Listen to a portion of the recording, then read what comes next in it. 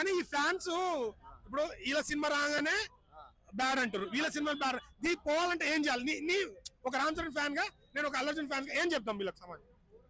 ఎవరికి ఏం సమాధానం చెప్పాల్సిన అవసరం లేదు. సినిమా గేమ్ చేంజర్ సినిమా దాదాపు 50,000 కోట్ల పైన రాకపోతే పెద్ద ఫ్యాన్ ఇప్పియా.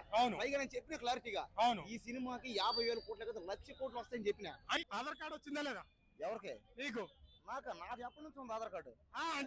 అంటే నువ్వు ఒక వీడియోలో చూసినా ఫ్యాన్ అయితే ఆధార్ కార్డు ఉండాలా అని అందరూ అన్నావు కదా.